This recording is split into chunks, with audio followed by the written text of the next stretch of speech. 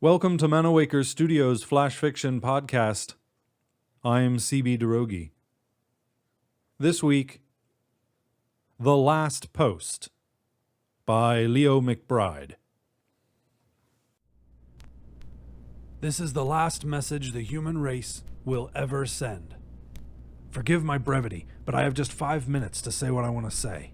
5 minutes to tell you what happened to the planet Earth, to tell you who we were. For what it's worth, for these next few minutes, you should know I am General Adam Conlon. Of the few of us left alive, I am the one who saw it all from the start, who watched as the plague swept our land. It began when we lost contact with Alaska. Not just one part of the state, but all of it. 1 minute, all communications were normal, and the next, nothing. At the time, I was in Cheyenne Mountain, as we prepared to listen in on an experiment at Arnesil Energy Labs. It was there the virus originated. At first, we didn't know what had happened.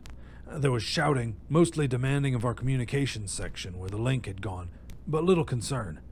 However, communications never returned, and the next morning brought the first reports of the virus, of how it was spreading.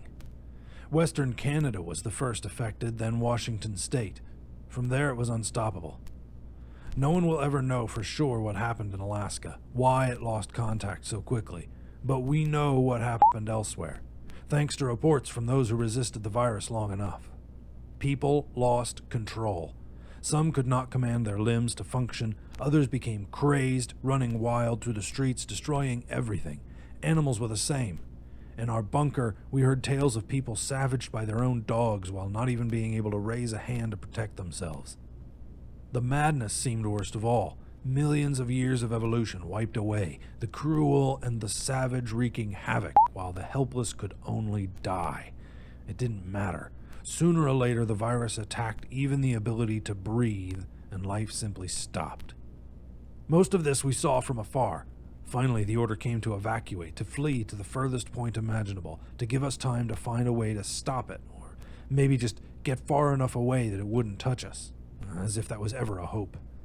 In the end, there were just a few of us, huddled here in an Antarctic base, the last things alive in this world. All the people had gone, along with all the animals, even the plants. And we had been able to recognize the virus, watch as it started to take hold on ourselves. As some of those in the bunker became crazed, some died quickly at the hands of others, some simply faded away. The first to go was the president.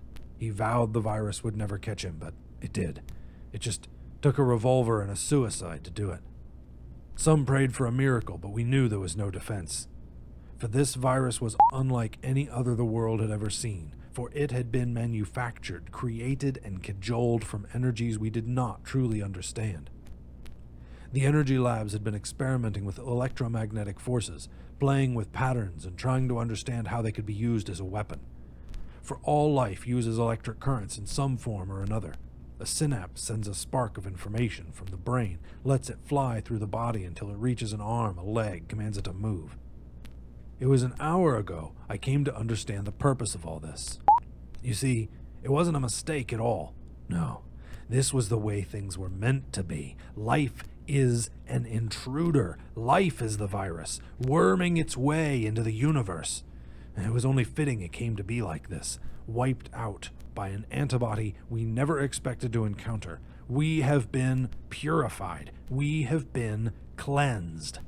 I had to bide my time before I could send this message. It took a day before I had the chance to kill those between me and the only transmitter within reach, which could still broadcast outside of Earth's atmosphere. You see, the electromagnetic pattern can not only be spread by the natural magnetic field of a planet, it can also be transmitted.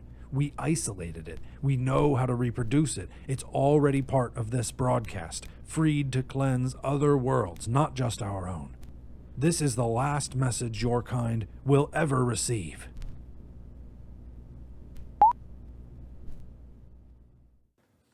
This has been The Last Post, written by Leo McBride. Flash Fiction Podcast is supported by Manawaker Studios patrons on Patreon, the voluntary pay-what-you-want subscription service.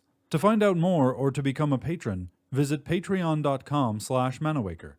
For more information about Manawaker Studios' other projects, including books and games, visit manawaker.com, which is also where you should go to learn more about the authors featured on this podcast or to get details about submitting a story. The Flash Fiction Podcast theme song is by Kevin MacLeod. I'm CB Droege. You can follow me on Twitter and Facebook at CBDROEGE. Thanks for listening.